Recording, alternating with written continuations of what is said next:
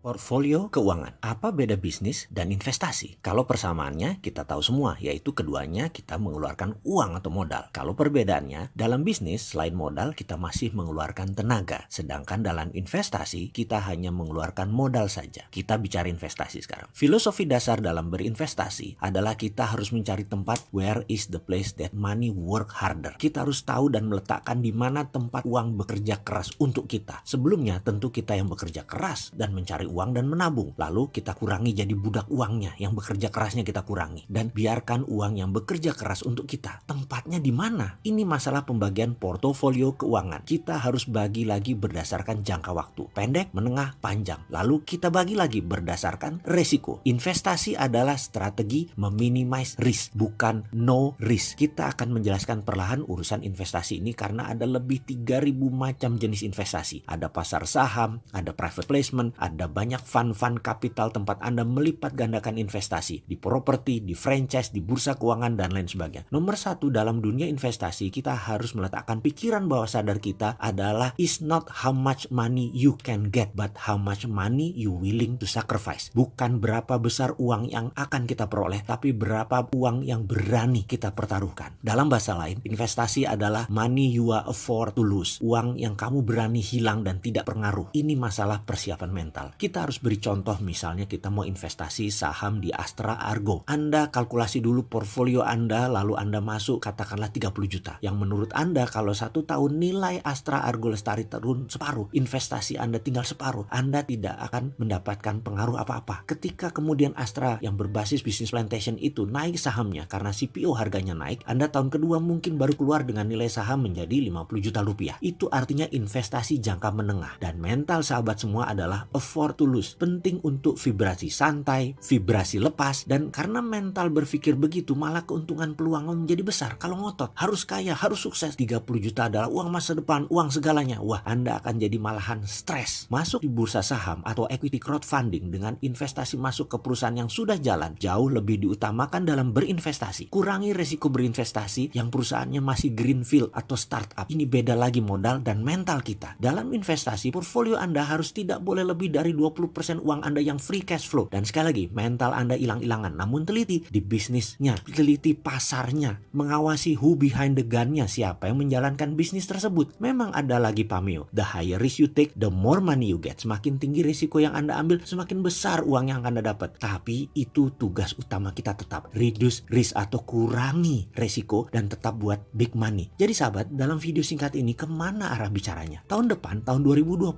kesana adalah tahun pancaroba. Berbisnis agak riskan, namun berinvestasi malah jadi great moment. Sekali lagi, sisi lain dari investasi yang penting adalah timing, waktu, kapan masuk. Berikutnya adalah masuk di mana. Bagi saya investasi adalah seni. Investment is an art. Indah sekali, menarik dan penuh dengan gejolak semangat. Kita lanjut dengan jenis dan strateginya. Boleh? Oke, sebaiknya mulai hitung-hitungan kalkulasi portfolio pribadi. Adakah modal kita yang afford to lose? Kalau ada, kita lanjut.